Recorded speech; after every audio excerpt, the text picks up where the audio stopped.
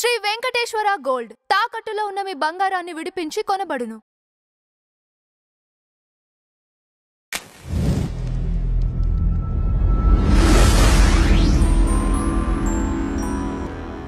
నమస్తే అండి, welcome to tree media devotion. ఈ రోజు మనతో ఎక్స్ క్రిస్టియన్ ప్రవీణ్ కుమార్ గారు ఉన్నారు. నమస్తే ప్రవీణ్ గారు. నమస్కారం మేడం. ఎలా ఉన్నారు? బాగున్నాను మేడం, ఫైన్. రీసెంట్ గా సోషల్ మీడియాలో శాలం రాజు అనే పాస్టరు మల్లెపూలు పెట్టుకున్న ఆడవారి గురించి చేసిన వ్యాఖ్యలు ఎక్కడ చూసినా అవే సంచలనం అవుతున్నాయి, దుమారం రేపుతున్నాయి. అవును మేడం. అంటే వీరు ఇలాంటి వ్యాఖ్యలు చేయడానికి కారణం ఏంటి? అసలు అంటే వీరిపైన ఎలాంటి చర్యలు ఉంటాయి? ఈ వ్యాఖ్యల పైన మీ అభిప్రాయం ఏంటి? అంటే బైబిల్ను ఫాలో అవుతున్నాడు కాబట్టి ఆ వాక్యాలు మాట్లాడుతున్నాడు. బేసిక్గా మన భారతదేశానికి ఒక సాంప్రదాయం ఉంది మేడం. ఒక ఆడపిల్ల అంటే బొట్టు పెట్టుకోవాలి, మల్లెపూలు పెట్టుకోవాలి, గాజులు పెట్టుకోవాలి, పసుపు పెట్టుకోవడము, తాలిబొట్టు. ఇది మన భారతదేశ సంస్కృతి సాంప్రదాయం. కానీ ఈ పాస్టర్లు, అంటే నేను ఒక క్రిస్టియానిటీ కమ్యూనిటీ నుంచి నేను వచ్చి ఉన్నాను కాబట్టి ఈ పాస్టర్ల వ్యవహారం ఎలా ఉంటుందంటే బొట్టు పెట్టుకోవడము, ఇది అన్యుల ఆచారము, అన్యుల వల్లే మనం పోలి ఉండరాదు అనేది వీళ్ళ బైబిల్లో కొన్ని రిఫరెన్స్ ఉంటాయి. ఆ రిఫరెన్స్ చూపించి ఈ సంస్కృతి సాంప్రదాయ పద్ధతులకు దూరం చేసే విధంగా ఈ పాస్టర్లు అలాగే బోధిస్తూ ఉంటారు. వాళ్ళు చర్చిలో చెప్పేది అదే. అంటే ఇలా పెట్టుకోకూడదు అంటే మనము దీన్ని రెండు విభాలుగా బాగా గమనిద్దాం మేడం. ఫస్ట్ శాలం రాజు గారు ఏమన్నాడు? మల్లెపూలు పెట్టుకున్న వాళ్ళు బజారమ్మడి తిరిగి వెకిలి చేష్టాలు చేసేవాళ్ళు కాదు, మా చర్చికి వచ్చే ఆడపిల్లలు అన్నారు. అంటే వాడు మధ్యలో మతం మారినాడు. అసలు వీడికి మనం రెస్పెక్ట్ ఇవ్వాల్సిన పని లేదు. ఫస్ట్ వాళ్ళ అమ్మ హిందువే, వాళ్ళ అమ్మమ్మ వాళ్ళ నాయనమ్మ ఖచ్చితంగా హిందువులు అయి ఉంటాడు. వాళ్ళ అమ్మ మల్లెపూలు పెట్టుకొని బజారమ్మటి తిరిగి వెకిలి చేష్టాలు చేసి ఉండొచ్చు. అలా చేసింది, అరే మా అమ్మ మల్లెపూలు పెట్టుకుని ఇలా చేసింది కాబట్టి మల్లెపూలు పెట్టుకున్న వాళ్ళందరూ ఇలా చేస్తారేమో అనుకొని అటువంటి స్టేట్మెంట్ ఇచ్చి ఉండొచ్చు. కానీ ఆ దరిద్రపు కొట్టి పెద్దలకు తెలియదు ఏంటంటే మల్లెపూలు అనేది మన భారతదేశ సంస్కృతి సాంప్రదాయం. ఫస్ట్ ఇది మతంతో సంబంధం లేకుండా హిందూ, ముస్లిం, క్రిస్టియన్స్ అందరూ కూడా మల్లెపూలు పెట్టుకుంటూ ఉంటారు. వాడు ఎవరిని ఉద్దేశించి అన్నాడు? ఇప్పుడు మీరు ఒక పాయింట్ బాగా గమనించండి మేడం. ఆ చర్చికి వచ్చే వాళ్ళల్లో వాడు ఆ మాట అన్న తర్వాత చాలా మంది చప్పట్లు కొట్టిన వాళ్ళు ఉన్నారు. వాడు అక్కడికి వచ్చే వాళ్ళకి ఎట్లాంటి విషయాన్ని నూరిపోస్తున్నాడు? మల్లెపూలు పెట్టుకున్న వాళ్ళందరూ బజారమ్మడి తిరిగి వెహికల్ చేసే చేష్టాలో అని చెప్పేసి వాడు అన్నాడంటే ఆ జనాలు మళ్ళీ బయటికి రావాలి కదా, బయటకు వచ్చి మళ్ళీ మన సమాజంలో ఉంటారు కదా. మళ్ళీ ఎవరు మల్లెపూలు పెట్టుకున్నా కూడా వీళ్ళ పాస్టర్ చెప్పింది గుర్తుకొస్తుంది కదా. ఇప్పుడు ఎవరు మల్లెపూలు పెట్టుకున్నా, మల్లెపూలు పెట్టుకుందంటే ఈమె బజారమ్మడి తిరిగేది, మా పాస్టర్ చెప్పాడు అని వాళ్ళకి అటువంటి విషయం వస్తుంది కదా. ఈ విష సంస్కృతి, ఈ సంస్కృతిని నాశనం చేసే విధంగా మాట్లాడడం అనేది ఈ పాస్టర్లకు ఇది మన అదృష్టం బాగుండి వీడియో రికార్డ్ అయింది కాబట్టి సరిపోయింది. అది కూడా మన మీద స్టింగ్ ఆపరేషన్ చేసి బయట పెట్టింది కాదు. వాడంతటా వాడే మాట్లాడి నేను పెద్ద ఘనకార్యం చేశానని చెప్పేసి వాడు సోషల్ మీడియాలో వీడియో పెట్టాడు. మరి వీడియోలో పెట్టింది ఎలాగుంటే వీడియోలో రికార్డ్ అవ్వకుండా మారుమూల గ్రామాలలో ఈ పాస్టర్లు అనే ఈ పరమ రాక్షసులు హిందూ సంస్కృతి గురించి, హిందూ సాంప్రదాయాల గురించి, హిందూ దేవుల గురించి ఎంత నీచంగా మాట్లాడుతూ ఉండొచ్చు అనేది మనం గమనించాల్సిందే. ఇప్పుడు మేము ఏం నిర్ణయం తీసుకున్నామంటే ఈ సంఘటన తర్వాత మాకు తెలిసి ఇవి చాలా చోట్ల పోలీస్ స్టేషన్లో కంప్లైంట్లు పెట్టారంట. ఇవి అరెస్ట్ చేసే విధంగా కానీ అట్లీస్ట్ వాడిని పిలుచుకొచ్చి ఇంట్రాగేషన్ చేసే విధంగా కూడా మాకు కనపడట్లేదు. అంటే ఇక్కడ ప్రవీణ్ గారు నాది ఇంకొక క్వశ్చన్ మేడం. యాక్చువల్లీ ఒక ముస్లిమ్స్ మత ఆచారాల గురించి ప్రశ్నిస్తేనో లేకపోతే ఒక చిన్న మాట అంటేనో, లేదంటే మొన్న మనం చూసాము ప్రవీణ్ పగడాల విషయము, ఇట్లాంటివి ఇంత రియాక్ట్ అవుతున్న సొసైటీ లేకపోతే వాళ్ళ సంస్థకి ఆ మతానికి సంబంధించిన వాళ్ళు అంత రియాక్ట్ అవుతున్నప్పుడు ఎందుకు ఎక్కడ హిందువులకి సంబంధించిన వాళ్ళు ఎక్కడ ఏమి రియాక్ట్ అవ్వకపోవటం, ఎటువంటి చర్యలు లేకపోవటం, దీన్ని ఎలా చూడాలి అసలు? ఇది ఫస్ట్ నుంచి మన హిందువులు కూడా అదే మేడం. హిందూ దేవుళ్ళని తిడుతున్నా, హిందూ దేవుళ్ళ విగ్రహాలు పూజించే వాళ్ళు నరకానికి వెళ్తారు, వీళ్ళ బొట్టు పెట్టుకోకూడదు, మాదే నిజమైన దేవుడు అని చెప్పేసి వీళ్ళు రోడ్ల మీద విచ్చలవిడిగా మాట్లాడుతుంటే హిందువులు అసలు వాళ్ళకి ఏం పట్టనట్టుగా మౌనంగా ఉండడమే మనం ఇప్పుడు ప్రమాదం, ఈ స్థితికి మనం తెచ్చుకున్నాం. ఇప్పుడు హిందువులకు ఉన్న మెజారిటీలోనే వాడు మల్లెపూలు పెట్టుకుంటుంటే అటువంటి వ్యాఖ్యలు చేశారంటే అది వాడికి ఎంత ధైర్యము, మనం ఎంత బలహీనంగా ఉన్నాము మనం మెజారిటీగా ఉన్నటువంటి ఈ టైంలో కూడా. కాబట్టి ఇది ఖచ్చితంగా ఇప్పుడు హిందువులు మేలుకోవాల్సిన అవసరం ఎంతైనా ఉంది. మేమందరం కలిసి ఒక నిర్ణయం తీసుకున్నాం. ఎవడన్నా కానీ పాస్టర్లు మత ప్రచారం చేసుకుంటూ మా వీధిలో కనపడితే మాత్రము పిచ్చి కుక్కను కొట్టినట్టు కొట్టి తరిమి కొడతాం, డౌటే లేదు. మేము చట్టాల గురించి ఇప్పుడు వాడి గురించి చట్టపరంగా యాక్షన్స్ తీసుకున్నారా ఆ పాస్టర్ గురించి? ఏం యాక్షన్స్ తీసుకున్నారు? కంప్లైంట్ పెట్టాము. అవి అరెస్ట్ చేసే విధంగా లేవంట. అవి ఇంట్రాగేషన్ కూడా వాడిని పిలవట్లేదంట. వాడికి ఉన్నటువంటి ఇన్ఫ్లుయెన్స్‌ని ఉపయోగించి అట్లీస్ట్ పోలీస్ స్టేషన్ కూడా రాకుండా వాడు మేనేజ్ చేసుకుంటా ఉన్నాడు. మేము ఈ ఈ వీడియోస్ అన్ని మేము ఇంతకుముందు కూడా తాళిబొట్టును అవమానించినటువంటి జేమ్స్ అనే ఒక పాస్టర్ ఉన్నాడు. భర్త మాత్రం అవమానిస్తున్నారు. హిందూ దేవులను తిట్టడము, హిందూ దేవులను దూషించడం అనేది మనకు డైలీ ఒక రొటీన్‌గా అయిపోయింది. రోజు ఒక నిత్య కృత్యం అయిపోతుంది. మేమందరం ఇవన్నీ కూడా ఒక పరిగణనలోకి తీసుకొని మేము ఆ హిందువులందరం కలిసి పాస్టర్లు ఎక్కడైనా మా వీధి కాడ కనపడితే ఖచ్చితంగా కొడతాం. పిచ్చి కుక్కను కొట్టట్టు కొట్టి తరిమి కొడతాం. డౌటే లేదు. ఎందుకంటే వాడు బోధించేది ఏది? వాడు ఏం బోధిస్తున్నాడు బైబిల్ పట్టుకొని? మా సంస్కృతి, మా సాంప్రదాయాలను ఇలా అవమానకరంగా మాట్లాడుతుంటే మేము కూడా ఒక 2-3 మెట్లు దిగి వాళ్ళని వీధిలో ఏమంటే తరిమి కొడతాము. అంటే ఇక్కడ లా మన చేతుల్లోకి తీసుకోవడం కంటే కూడా ఇప్పుడు మీరు తీసుకున్నారు అనుకోండి, మీరు చెప్పినట్లు జనరల్ గా ఒక మాట అంటేనో లేకపోతే ఇంకోటి అంటేనో అందరిపైన కేసులు పడుతున్నాయి. అవును. ఇప్పుడు మీరు కూడా ఫేస్ చేసే ఉంటారా? నా మీద కూడా కేసులు పడ్డాయి. అవును కదా.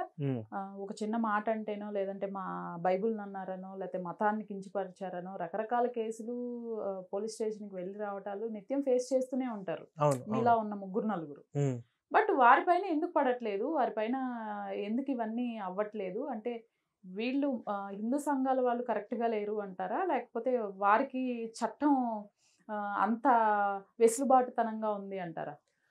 అంటే మన వాళ్ళు పెట్టిన కేసులు ఏవైతే ఉన్నాయో కంప్లైంట్లో సరిగ్గా ఇన్ఫర్మేషన్ ఇవ్వట్లేదు. ఇన్ఫర్మేషన్ ఇవ్వకపోవడం వల్ల అవి చిన్న చిన్న సెక్షన్లు పడుతున్నాయి. అవి కూడా అరెస్ట్ చేసే విధంగా కేసులు అయితే లేవన్నమాట. అది ఇప్పుడు కొంతమంది రంగంలోకి దిగారు వేరే వాళ్ళు పర్ఫెక్ట్గా వీడు ముందు వెనక మాట్లాడే అన్ని గమనించి పర్ఫెక్ట్గా కేసులు పెట్టడానికి ప్రయత్నాలు జరుగుతున్నాయి. ఇది చాలా చోట్ల కూడా 200 పైగా పోలీస్ స్టేషన్లలో ఆడవాళ్ళు ముందుకు వచ్చి కేసులు అయితే పెట్టారు. ఇంత ముందులాగా అయితే లేదు. కొంచెం పర్వాలేదు, చైతన్యం అనేది వచ్చింది. కానీ ఇందులో మనము ఇంకొక విషయం గమనించాల్సింది ఏంటంటే, ఇప్పుడు షాలేం రాజుకు ఎవరైతే సపోర్ట్ చేస్తున్నారో పాస్టర్లందరూ, నేను కొంతమంది క్రైస్తవులు వాడిని మాట్లాడిన తప్పే అండి, వాడు వచ్చి బహిరంగంగా క్షమాపణ చెప్పాలి అని జాన్ పాల్ లాంటి వాళ్ళ గురించి నేనేమి చెప్పట్లేదు. ఇంకొంతమంది ఆడవాళ్ళు కూడా ఇలాంటి క్రిస్టియానిటీలో ఇలా మాట్లాడడం తప్పే అండి, వాడు క్షమాపణ చెప్పాలని చెప్పేసి కొంతమంది అంటున్నారు. వాళ్ళ గురించి కూడా నేనేమి ఇప్పుడు చెప్పట్లేదు. ఇప్పుడు షాలేం రాజు గారికి ఎవరైతే సపోర్ట్ చేస్తున్నారో పాస్టర్లు కానీ, వాళ్ళ ఇంట్లో ఆడవాళ్ళు ఎప్పుడు మల్లెపూలు పెట్టుకోలేదా? వాళ్ళు కూడా ఆడవాళ్ళు మల్లెపూలు పెట్టుకొని బజార్ అమ్మడి తిరిగి బజారోళ్ళ. నేనేం తప్పనట్లేదు. షాలేం రాజు గారు ఏ విధంగా అన్నాడో అది వాళ్ళ మల్లెపూలు పెట్టుకున్నటువంటి పాస్టర్ల వాళ్ళ అమ్మలకు అప్లై చేసుకోండి అంటున్నా. వాడు అన్న మాటలు పాస్టర్లు మీ అమ్మలకు అప్లై. ఇప్పుడు మీ పాస్టర్ నిన్నగాక మొన్న మతం మారినాడు, అంతమంది హిందీవే కదా. ఖచ్చితంగా వాడు వాళ్ళమ్మ ఖచ్చితంగా మల్లెపూలు పెట్టుకుని ఉండొచ్చు, వాళ్ళ భార్య కూడా పెట్టుకుని ఉండొచ్చు. ఆ షాలేం రాజు గారు చెప్పిన మాటలు మీ అమ్మకు మీ భార్యకు అప్లై చేసుకోమని చెప్పండి. నేను అదే అంటున్నా. వాడు సపోర్ట్ చేసేటోళ్ళు ఇప్పుడు కొంతమంది ఉన్నారు. ఈడో అభినయ దర్శన్ అంట, వాడు అసలు కౌంటే లేదు. వాడు నిన్నగాక మొన్న కొంతమంది పాస్టర్లు ఇది సంఘంలో ఒక చర్చిలో ఉండి చేసిన వ్యాఖ్యలు బయటకు వచ్చి తను ఏమి మాట్లాడలేదు. తను ఆ సంఘంలో ఉన్న ప్రజల్ని మాత్రమే ఉద్దేశించి మాత్రమే చేసిన వ్యాఖ్యలు, ఎలాంటి తప్పు లేదు అసలు ఈ వ్యాఖ్యల్లో అని ఇప్పటికీ సమర్థిస్తున్న వాళ్ళు కూడా ఉన్నారు. వాళ్ళు ఎప్పటికీ సమర్థిస్తూనే ఉంటారు. నేను అదే చెప్తున్నా. ఎవరు సమర్థిస్తున్నాడు? ఆ సమర్థించేటోడు వాడమ్మ మళ్ళీ ఇట్లా తప్పుగా అనకండి, వాళ్ళ అమ్మ మల్లెపూలు పెట్టుకుంది కదా అంటే వాళ్ళ అమ్మ కూడా బాజారామడి తిరిగి వెకిలి చేష్టాలు చేసి ఉండొచ్చు. సో అలా చేసి ఉంది కాబట్టే ఆ షాలేం రాజు గారి మాటలు తప్పని పిల్ల. ఇప్పుడు పాస్టర్ గారు ఉన్నాడు, వాళ్ళ అమ్మ కూడా మల్లెపూలు పెట్టుకుని బజారామడి తిరిగి రకరకాలు ఏదో చేసిందేమో, మనకు తప్పులు మనకు తెలియదు కాబట్టి షాలేం రాజు చెప్పింది కరెక్ట్ అనిపించింది. ఎందుకంటే వీటికి సమర్థించే పాస్టర్లు వాళ్ళ అమ్మలు కూడా ఇట్లనే చేసి ఉండొచ్చు, తప్పేం లేదు. అయితే ఇక్కడ నాకు ఒక పాయింట్ ఏంటి అంటే, ఇట్లాంటి వ్యాఖ్యలు చేసి మా బైబుల్లో ఉన్న దాని ప్రకారమే మేము మాట్లాడాము అని ఈజీగా ఎస్కేప్ అవుతున్నారా? ఎగ్జాక్ట్లీ, వాళ్ళు అదే కదా ఎస్కేప్. ఇప్పుడు వాళ్ళు హిందూ దేవులను తిట్టేది మా బైబిల్ ఉంది కాబట్టి మేము తిడుతున్నాము, మేము బొట్టు పెట్టుకోము మా బైబిల్ ఉంది కాబట్టి మేము పెట్టుకోము. వాళ్ళు అదే కదా, మళ్ళీ బైబిల్లో ఉంది కాబట్టి అలా చేస్తున్నారు. ఇప్పుడు బైబిల్ బండారము, బైబిల్లో ఉన్నటువంటి దరిద్రమైనటువంటి విషయాలు ఈ రోజు హిందువులందరూ తెలుసుకోవాల్సిన అవసరం ఎంత ఉంది. ఈ భగవద్గీత రామాయణంతో పాటు వాటికంటే మరి ముఖ్యంగా బైబిల్లో ఉన్నటువంటి చండాలం, దరిద్రం ఏదైతే ఉందో అది ప్రతి ఒక్క హిందువులు తెలుసుకోవాలి. రైట్. అయితే నేను మీ ఛానల్లో కూడా ఒక వీడియో చూసాను. రీసెంట్గా ప్రవీణ్ పగడాల మరణం తర్వాత చేసిన హడావిడి అంతా ఇంత కాదు. తర్వాత పోలీసులు ఎన్ని వీడియోలు పెట్టినా కూడా హత్య అని మాట్లాడుతున్న వారే ఇంకా ఎక్కువ అవును ఆ క్రిస్టియన్ కమ్యూనిటీకి సంబంధించి. అవును బట్ మీరు కొన్ని ఆడియోస్ ఏవో రిలీజ్ చేసినట్టున్నారు. అసలు ఏంటి, వేటికి సంబంధించి ఆ సారాంశం ఏంటి అసలు? ఇప్పుడు ఆ రోజు ఇన్సిడెంట్స్ జరిగిన తర్వాత, ఈ యాక్సిడెంట్ అయిన తర్వాత అందరూ హత్య అని చెప్పేసి అనుకున్నారు. ఓకే. 1-2 రోజులలో ఇది యాక్సిడెంటల్గా జరిగిందని తెలిసి కొంతమంది పాస్టర్లు అందరూ సైడ్ అయిపోయారు. బీపీ రెడ్డి, జాన్ వెస్లీ, ఇంకొంతమంది పెద్ద పెద్ద పాస్టర్లు కూడా వచ్చి సిచ్యువేషన్స్ గమనించిన తర్వాత వెనక్కి వెళ్ళిపోయిన వాళ్ళు ఉన్నారు. కానీ ఎక్కువగా హడావుడి చేసింది ఎవరంటే ఈ అజయ్ బాబు అనేటోడు, అభినయ్ దర్శన్ తోడు ఒకడు, విజయ్ కుమార్ ఒకడు. వీళ్ళందరూ కూడా ఇది హత్య, ఫుట్ ప్రింట్స్ ఉన్నాయి, బండి ఎట్ట మీద పడుతుంది, పాస్ట్ ఎట్ట తాగుతాడు అని చెప్పేసి. కానీ ఆ తర్వాత సీసీటీవీ ఫుటేజ్ అన్ని పోలీస్ డిపార్ట్మెంట్ వాళ్ళు మొత్తం అన్ని రిలీజ్ చేసిన తర్వాత కూడా ఇంకా అందులో ఉన్నది అది ఏఐ వీడియో, అందులో ఉన్నది ఆయన కాదు, ఆయన ఫేస్ మాస్క్ ఎందుకు పెట్టుకుంటాడు అని చెప్పేసి రకరకాల హడావుడి చేశారు. పోస్ట్ మార్టం రిపోర్ట్ వచ్చిన తర్వాత బాడీలో కూడా ఆల్కహాల్ ఉందని చెప్పేసి కూడా డిపార్ట్మెంట్ వాళ్ళు బయట పెడితే అది ఆయనది కాదు, తప్పుడు రిపోర్ట్స్ ఇచ్చారు అని చెప్పేసి. అంటే ఎట్లాగైనా వీళ్ళు మార్చుకుంటారు. వీళ్ళు మార్చుకునే గల కారణాలు ఏంటి అంటే ఈ యొక్క చావును ఉపయోగించుకొని జనాలు సింపతిని క్రియేట్ చేసుకొని పొలిటికల్గా ఎదుగుదామని చెప్పేసి ఈ యొక్క అభినయ దర్శన్ యొక్క స్కెచ్ సింపతిని క్రియేట్ చేసుకొని ఫండింగ్ డబ్బులు కలెక్ట్ చేస్తామని చెప్పేసి. తర్వాత వీడు ఒక మంచి పేరు గుర్తింపు క్రిస్టియానిటీ తరపున నేను ఉన్నాను, నా వాయిస్ వస్తుందని చెప్పేసి ఈ యొక్క అభినయ దర్శనం వేసినటువంటి స్కెచ్ అనమాట.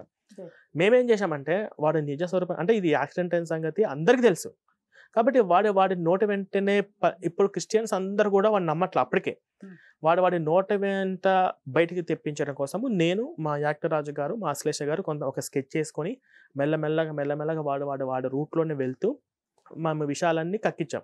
ఇలా 1500 కోట్లు పెడతాము, స్టింగ్ ఆపరేషన్ చేసాము, ఇలా 1500 కోట్లు పెడుతున్నాము, మీరు వాయిస్ మాకు బాగా వినిపిస్తుంది క్రిస్టియన్ సమాజంలో, మీకు ఒక నియోజకవర్గానికి ఇన్ని కోట్లు ఇస్తాను కాబట్టి ఇలాగా మాట్లాడితే డబ్బులు అనగానే వాడు పడిపోయి వాడి మెల్లగా వాడి వెంటనే మేము ఒప్పించాము. మాకు పోస్ట్ మార్టం రిపోర్ట్ రావడానికంటే ముందే ఈయన తాగిపోతాడని మాకు తెలుసు అని వాడు ఒప్పుకున్నాడు.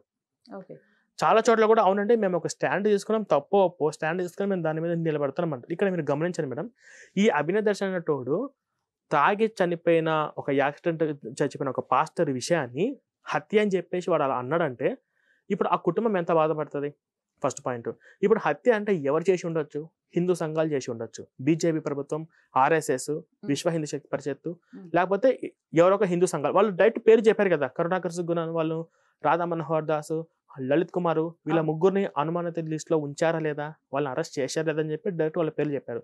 ఆ సమయంలో వీడి మాటలు నమ్మి ఆ ఉద్రేకతతో ఆ ఎమోషనల్లో పొరపాటుగా మా మీద అటాక్ చేస్తే, వీడి మాటలు నమ్మి అటాక్ చేసినా వాడికి సంబంధం లేదు. ఇది యాక్సిడెంటల్ గా జరిగిపోయిందని పోస్ట్ మార్టం రిపోర్ట్ దాకా తీసుకొని వచ్చి ఆ కుటుంబానికి రావాల్సిన ఇన్సూరెన్స్ రాకపోయినా వీడికి సంబంధం లేదు. ఆ కుటుంబం బాధపడుతుంది, వాళ్ళ భార్య, వాళ్ళ పిల్లలు, ఒరే మీ నాన్నను ఎవరో చంపారంట కదరా, తాగి చచ్చిపోయింది కదరా అని చెప్పేసి ఆ పిల్లలు అనుభవించే బాధ, ఆ కుటుంబం అనుభవించే బాధ వీడికి సంబంధం లేదు. ఇట్లా అటాకులు జరిగి మా మీద జరిగిన వీడికి సంబంధం లేదు. వీడికి డబ్బు కావాలి, పేరు కావాలి, వీడు రాజకీయంగా ఎదగాలి. దీనికోసం వీడు మా మీద దాడులు జరిగిన ఎంత నీచానికైనా దిగజారిండు. ఈ విషయాన్ని మేము ప్రజలకు బయట పెట్టాలి, అవగాహన కల్పించడం కోసము మేము ఒక స్టింగ్ ఆపరేషన్ చేసి సక్సెస్ అయ్యాము.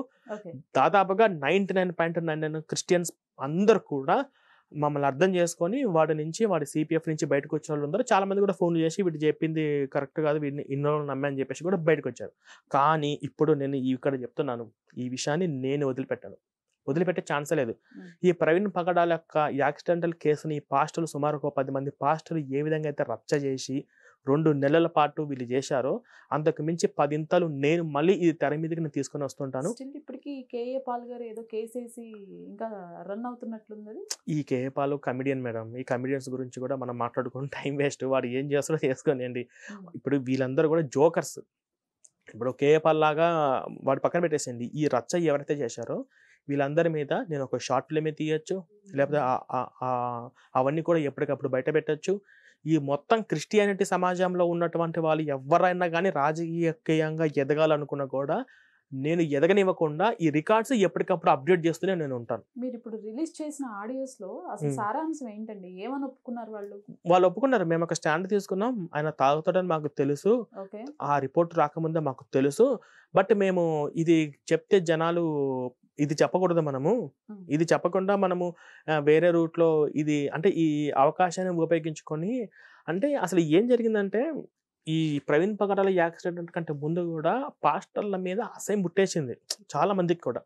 ఇన్స్టాగ్రామ్లో ఉన్నటువంటి ట్రోల్స్ కానీ వీళ్ళు వెకిలి చేష్టాలు చేసే విధానం కానీ ఉమ్, అసహ్యం పుట్టేసింది. అసహ్యం పుట్టేసి క్రిస్టియానిటీ అంటేనే చాలా అసహ్యంగా, పాస్టర్లు అంటేనే విలువ లేకుండా చూసే విధంగా సమాజం అనేది మార్పు చెందుకుంటూ వస్తుంది. ఈ సమయంలో సానుభూతిని క్రియేట్ చేసుకోవడం కోసము ప్రవీణ్ పగడాల గారు చనిపోయిన విషయాన్ని చూశారా? మా పాస్టర్లను చంపారు, ఆయన కూడా మేము దేవుని కోసం సేవ చేస్తూనే ఉంటాము, మా పాస్టర్లకు ఎప్పుడు మా ప్రమాదంలో రిస్క్లో ఉంటుంది, మేము ప్రాణాలకు తెగించి కూడా చేస్తున్నామని లాంటివి చెప్పుకొని వాళ్ళ విశ్వాసుల దగ్గర ఇంకొంచెం సింపతిని క్రియేట్ చేసుకోవడం కోసము, సానుభూతిని క్రియేట్ చేసుకోవడం కోసము ఇది వీళ్ళందరూ వేసినటువంటి ఎత్తుగడ్డలు. రైట్. మీరు ఉన్నప్పుడు ఇతనితో పాస్టర్ జాన్ పాల్ అనే వ్యక్తితో ఓకే. నాకు తెలిసి మీరు 2-3 డిబేట్స్ కూడా నేను చేశాను, చేస్తున్నారు. డిబేట్లు చేశాను. నేను అతన్ని ఒక్కసారి లైన్ లోకి తీసుకునే ప్రయత్నం తప్పకుండా చేస్తాను. మేడం. ఈ ఆడియోస్ అనే కాదు, శాలం రాజు వ్యాఖ్యలతో కూడా ఇతను అవును. ఏకీభవిస్తున్నాడా, ఆ వ్యాఖ్యల పైన ఏం మాట్లాడతాడు ఓకే. అనే విషయం గురించి నేను ఒక్కసారి తీసుకున్నాను. తప్పకుండా. హలో హలో, జాన్ పాల్ గారు, నమస్తే అండి. నేను ప్రసన్నాని, నమస్తే అమ్మా. టీ మీడియా నుంచి చేస్తున్నానండి. లైవ్ లో ఉన్నాను, కాల్ లైవ్ వెళ్తుంది. చెప్పండమ్మా. ఎస్. పాస్టర్ అభినయ దర్శనం ఆడియో లీక్స్ మీరు కూడా వినే ఉంటారు. పాస్టర్ ప్రవీణ్ పగడాల మరణం తర్వాత చేసినటువంటి డ్రామా అంతా మీకు తెలుసు. దీనిపైన మీ అభిప్రాయం ఏంటి ఆ ఆడియో లీక్స్ విన్న తర్వాత? ఓకే, ఫస్ట్ ఆఫ్ ఆల్ మీరు ఒక తప్పు చెప్పారు. పాస్టర్ అభినయ దర్శన్ అని ఓకే, ఆయన పాస్టర్ కాదమ్మా. చెప్పండి ఎవరండి మరి అతను? ఆయన పాస్టర్ కాదు. ఆయన ఏమంటారు, ఇలాగే మనుషులు రెచ్చగొట్టు ఉంటూ తిరుగుతున్నటువంటి వ్యక్తి. పాస్టర్ కాదని ఆ వ్యక్తి చెప్పాడు. ఓకే ఓకే పాస్టర్ అంటే కనీసం ఆ వ్యక్తి ఒక చర్చ్ ఉండాలమ్మా. ఓకే పాస్టర్ అయితే ఒక చర్చ్ ఉండాలి. ప్రతి ఆదివారం ఆ చర్చిని ఆ వ్యక్తి నడిపిస్తూ ఉండాలి ఒక స్థానికంగా ఒక ప్రాంతంలో. కానీ ఈ వ్యక్తికి ఒక చర్చి లేదు. రైట్. ఒక ప్రాంతంలో ఉండే వ్యక్తి ఒక ప్రాంతం నుంచి ఒక ప్రాంతానికి తిరుగుతూ ఉంటాడు. కాబట్టి పాస్టర్ అనేటువంటి పదం తప్పు ఆ వ్యక్తికి. ఓకే. తర్వాత ఏంటంటే ప్రవీణ్ పగడాల గారి మరణానికి ముందు ఈ వ్యక్తి ఎవరో ఎవరికి తెలియదు, కొంతమంది తప్ప ఎవరికి తెలీదు. అయితే ప్రవీణ్ పగడాల గారి మరణం ఈ వ్యక్తికి వరమైంది. రైట్. ఆ మరణాన్ని ఉపయోగించుకొని బాగా ఎమోషనల్ గా బ్లాక్ మెయిల్ చేసి ఆయనది హత్య అంటూ బాగా సంపాదించేశాడు. రైట్. ఓకే. అంటే నేను ఇంకొక విషయం కూడా విన్నాను జాన్ పాల్ గారు, మిమ్మల్ని బెదిరించి మీరు చేసిన వీడియోను కూడా డిలీట్ చేయించారు అని విన్నాను. అవును, అప్పుడు బాగా వేడివేడిగా ఉండేది అది న్యూస్ ప్రవీణ్ పగడాల గారిది. ఓకే. ఆ టైంలో ఏంటంటే మా మనోభావాలు దెబ్బతిన్నాయనేటట్టుగా ఇంటి మీద దాడి చేస్తాం, చర్చి మీద దాడి చేస్తాం అంటూ బెదిరించారు మిమ్మల్ని. అప్పటికి ఇంకా పోలీస్ రిపోర్ట్ రాలే. రైట్. ఓకే. కాబట్టి ఏంటంటే ఎందుకు ఇప్పుడు అనవసరమైన గొడవని ఉద్దేశంతో నేను దాన్ని హోల్డ్ లో పెట్టాను వీడియోని. మళ్ళీ పోలీస్ రిపోర్ట్ వచ్చిన తర్వాత పబ్లిక్ చేశాను. ఓకే. కాబట్టి మనుషుల్ని బాగా ఉసిగొల్పారు. రైట్. ఓకే. అంటే ఇతనితో పాటు అజయ్ బాబు, హనీ జాక్సన్ వీళ్ళంతా కూడా ఒకటే బ్యాచ్ అని నేను విన్నాను. ఇందులో వాస్తవం ఎంత? మరి హనీ జాన్సన్ గురించి నాకైతే అవగాహన లేదు, కానీ ఆ వ్యక్తి ఇలా హత్య అని డబ్బులు సంపాదించాడో లేదో నాకు తెలియదు. కానీ అజయ్ బాబు ఈ అభినయ దర్శన్ మాత్రం ఒకే కోవ కిందకి వస్తారమ్మా. ఇద్దరు ట్విన్స్, వీళ్ళు ట్విన్స్ లాగా ఉంటారు. రైట్. ఓకే. అయితే ఇక్కడ మరొక విషయం అండి, మీరు చూసే ఉంటారు, మల్లెపూలు అనే ఒక టాపిక్ ఇప్పుడు ఎక్కడ చూసినా హైలైట్ అవుతుంది. అవునమ్మా. ఏమంటారు అసలు? ఆ వ్యాఖ్యలు ఏంటి? ఆ వ్యాఖ్యలను మీరు సమర్థిస్తారా? ఎలా చూడాలి? అది శాలిం రాజు అనేటువంటి వ్యక్తి మాట్లాడడం, అంటే పూలు పెట్టుకునేటువంటి స్త్రీలు బజారు స్త్రీలు అనే అర్థం వచ్చేటట్టుగా ఆయన మాట్లాడడం జరిగింది. మీరు చూసారండి ఆ వీడియో? చూసారా? ఆ వీడియో చూసానమ్మా. అది దాని మీద నేను ఇప్పటికే 4 కౌంటర్ వీడియోలు కూడా చేశాను. ఓకే. అయితే ఆ వ్యక్తి మొత్తం అందరు స్త్రీలను ఉద్దేశించి అనలేదు, గాని ఆ వ్యక్తి మాట్లాడిన మాట అందరికి వర్తించేటట్టుగా వినపడింది అందరికి. వాస్తవానికి ఆయన ఇంటెన్షన్ అనేది అందరినీ పూలు పెట్టుకునే వాళ్ళంతా బజారు స్త్రీలు అన్నట్టు అనలేదు పాపం. ఓకే. అంటే ఏ ఇంటెన్షన్ తో అన్నారంటారు మరి? అంటే అంతకుముందు ఆ చర్చికి వచ్చినటువంటి స్త్రీలు అంతకుముందు ఏ వృత్తిలో ఉన్నారో తెలియదు కదమ్మా. అంటే ఒక్కొక్కరు ఒక్కొక్క వృత్తిలో ఉంటారు కదా. అలా ఏంటంటే అలా బజారు స్త్రీలాగా ఉన్నటువంటి వ్యక్తులు ఇలా చర్చికి వచ్చిన తర్వాత మారిపోయారు కాబట్టి మరలా వాళ్ళు అలా పెట్టుకోరు అనే అర్థం వచ్చేట్టుగా చెప్పుదాం అనుకున్నాడు ఆ వ్యక్తి. ఓకే. అయితే అది సరిగ్గా ఆయన ఎక్స్‌ప్రెస్ చేయడం తెలియలేదు గానీ మొత్తానికైతే అందరికి తగిలేటట్టుగా అది వచ్చింది మాట అంటే బయటికి. ఆ వీడియో నేను కూడా చూసానండి. మొదటగా ఒక స్టోరీతో ఆయన స్టార్ట్ చేశారు. నేను చర్చిలోకొచ్చే ముందు ఒక ఆవిడ మల్లెపూలు అమ్ముకుంటూ ఉన్నారు. ఆవిడకి నేను అవునవును. ముందే చెప్పాను. ఆ కథతో స్టార్ట్ చేసిన పర్సను హ్మ్. నేను ముందే చెప్పాను ఆవిడకి ఎవరు కొనరని. ఎందుకంటే నా ప్రజలు బజార్‌లో వేషాలేసేవాళ్ళు కాదు. లైక్ ఇలా వెళ్ళిపోయారాయన. అవును. అది ఇంకొక వ్యక్తి చెప్పాడన్నట్టుగా ఈ వ్యక్తి చెబుతూ అలా వాళ్ళని సంతోషపెట్టడానికి ప్రయత్నం చేశాడు. అయితే పాపం ఆయన ఉద్దేశ్యం అయితే అందరిని అనడం గాదు. కానీ ఆ మాట మాత్రం అది సరిగ్గా ఆయన ఎక్స్‌ప్లెయిన్ చేయలేక అందరికి తగిలేటట్టుగా వచ్చింది ఆ మాట బయటికి. ఓకే. అంటే అలా అనే వ్యక్తి కాదు. అందరిని అనాలనే ఉద్దేశ్యం కూడా కాదు అందులో. కాదు జానపల్ గారు. ఇప్పుడు హ్మ్. ఇక్కడ హ్మ్. పాయింట్ ఏంటి అంటే, హ్మ్. మతం గురించి మీ మతం గురించి ఎంత గొప్పగా చెప్పినా పర్లేదు. అవును. ఎంత ఉన్నతంగా చెప్పినా పర్లేదు. కానీ అవును. ఇతర హ్మ్. మతాలు అనుసరిస్తున్న కొన్ని విధానాల పైన ఇట్లాంటి హ్మ్. వ్యాఖ్యలు చేయటం, వాళ్ళ మనోభావాలు దెబ్బతీయటం తప్పు కాదా?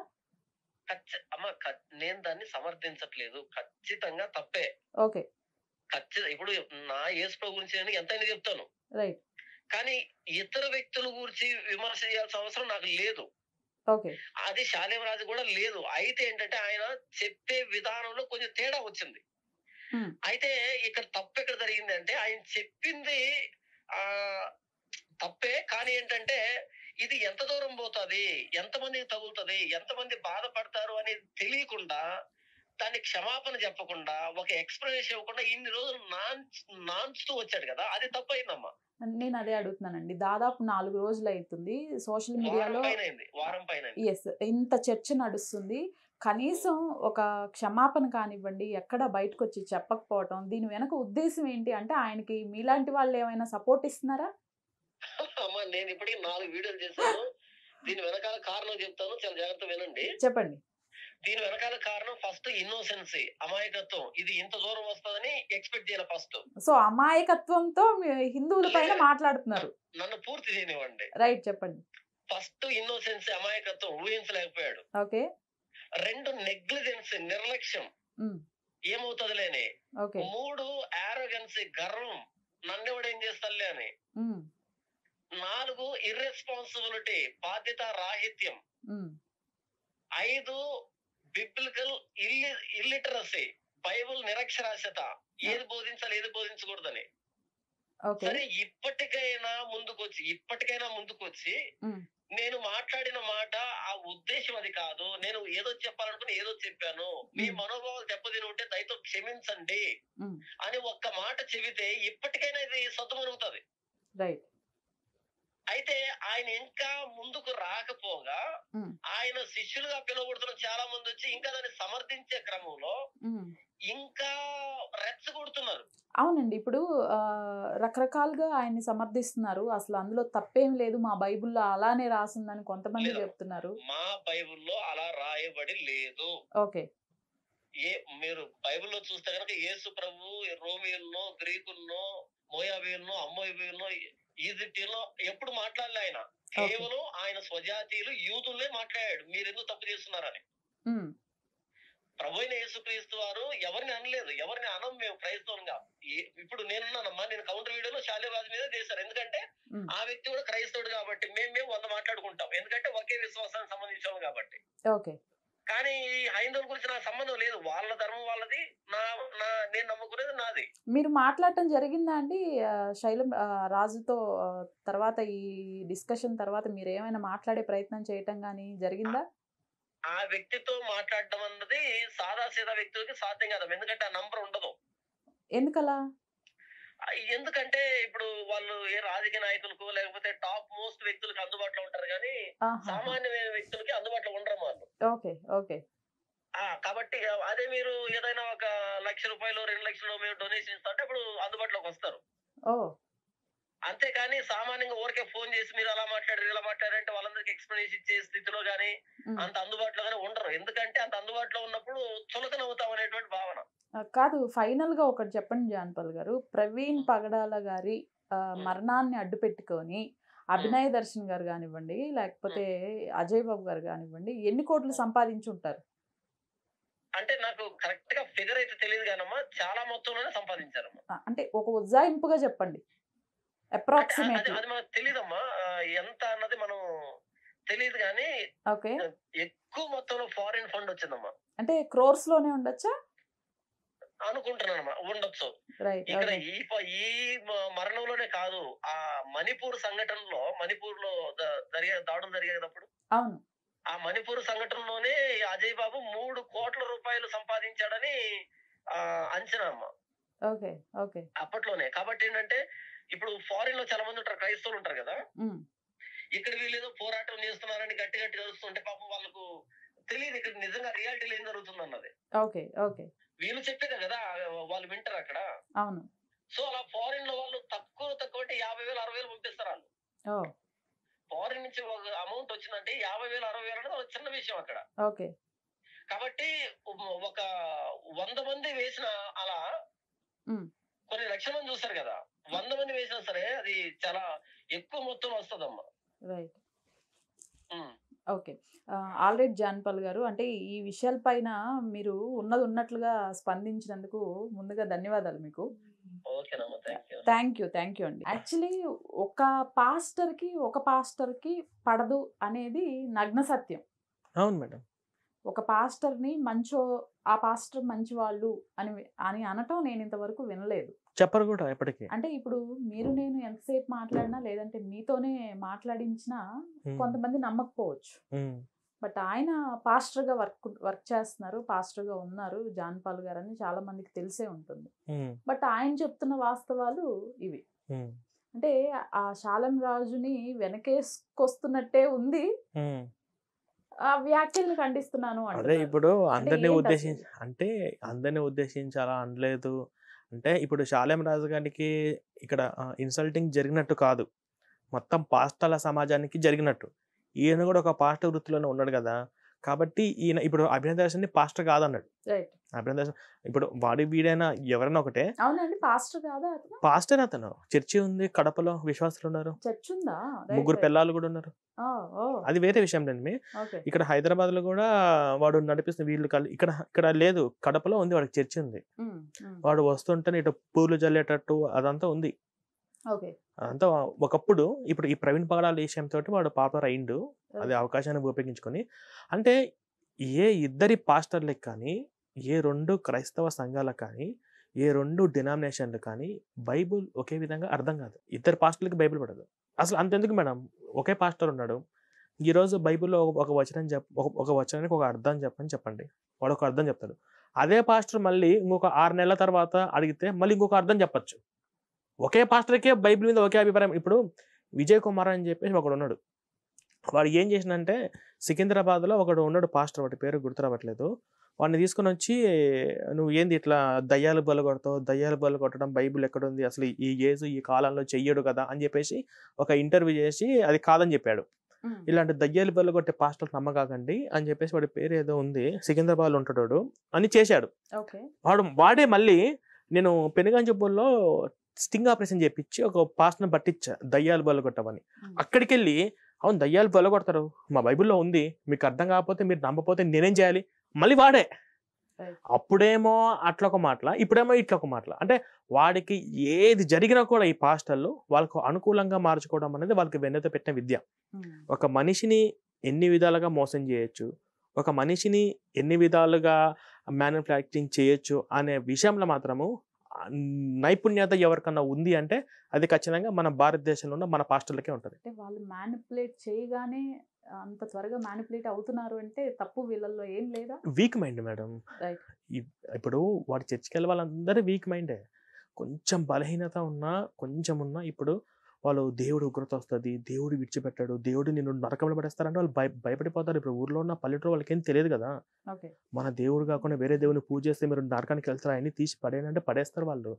ఆ దేవుడు అలా రకరకాలుగా ఉపయోగించుకొని ఆ భయాన్ని క్రియేట్ చేసేసుకొని వీళ్ళు ఇలా చేస్తూ ఉంటారు అనమాట.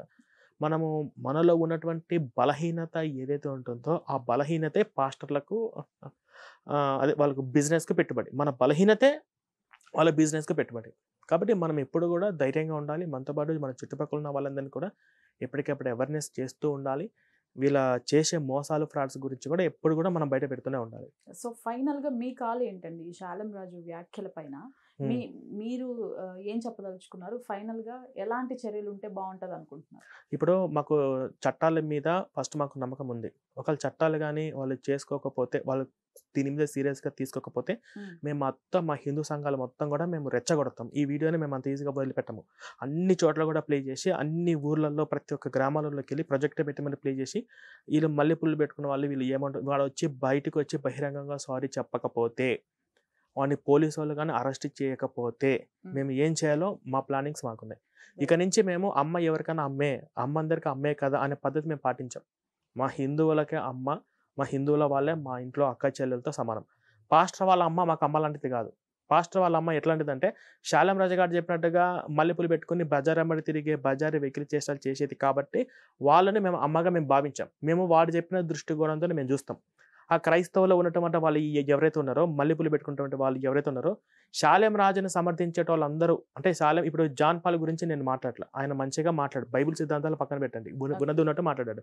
కానీ శాలేం రాజుకు వ్యతిరేకించకుండా శాలేం రాజుకు సపోర్ట్ చేసే పాస్టర్లు, ఆ క్రైస్తవ మొత్తం యూనిటీ ఎవరైతే ఉన్నారో వాళ్ళ ఇంట్లో ఉన్న ఆడవాళ్ళకు మేము అక్క చెల్లెలుగా గాను అమ్మ గాను మేము భావించాం. శాలేం రాజు గారు మల్లెపూలు పెట్టుకునే బజార్ అన్న చెప్పారు కదా, ఆ దృష్టికోణంతో మేము చూస్తాం. ఎందుకంటే మేము ఇప్పుడు ఇలా ఉంటాం, ఎందుకంటే వాడు అన్నది ఒక వర్గాన్ని కాదు, ఒక మతాన్ని కాదు, మల్లెపూలు పెట్టుకున్నటువంటి ప్రతి ఒక్క ఆడపిల్లకు వాడు అన్న మాట తగులుతుందా తగలదా? ముస్లిమ్స్ పెట్టుకోరా, క్రిస్టియన్స్ పెట్టుకోరా? ఒక హిందూ సాంప్రదాయంలోనే ఉందా మల్లెపూలు పెట్టుకోవడం అనేది? కాబట్టి వీడికి ఆ విలువ తెలియదు. వాడు మల్లెపూలు అంటేనే అది అన్నట్టుగా వాడు అలా భావించేవాడు. చిలకలూరిపేటలో వాడు అలాగే అనుకుని ఉండొచ్చు, వాళ్ళ ఇంట్లో ఉన్న ఆడవాళ్ళు అలాగే ఉండొచ్చు. ఇప్పుడు ఈరోజు శాలేం రాజు గారి వాక్యాలను బట్టి పాస్టర్ల అమ్మలను, వాళ్ళు మల్లెపూలు పెట్టుకున్న వాళ్ళని మేము ఇష్టం వచ్చేట్టుగా మాట్లాడే అవకాశం వాడే ఇస్తున్నాడు, వాడన్న ఒక మాటకి. కాబట్టి ఇది వాడికన్నా వాళ్ళ ఇంట్లో ఉన్న ఆడవాళ్ళకి బాగా తగులుతుంది. అది నేను ఫైనల్గా చెప్పొచ్చే పాయింట్ ఏంటంటే, ఇప్పుడు క్షమాపణ చెప్పకపోతే, చట్టాలు వీడి మీద సీరియస్గా తీసుకోకపోతే, మా హిందూ సంఘాలు మొత్తం మేము ఏం చేయాలి అనేది మేము దీనికి అంతకు మించి 10 ఇంతలు మొత్తం పాస్టర్ల మీద కూడా ఎఫెక్ట్ పడవచ్చు. దానికి మేము ఎటువంటి నిర్ణయాలు తీసుకుంటామో మేము తీసుకుంటాం. కొన్ని రోజులు మేము చూస్తాం. ఇది మేము వదిలిపెట్టాము. ఆల్ రైట్ ప్రవీణ్ గారు, థ్యాంక్ యూ మేడం.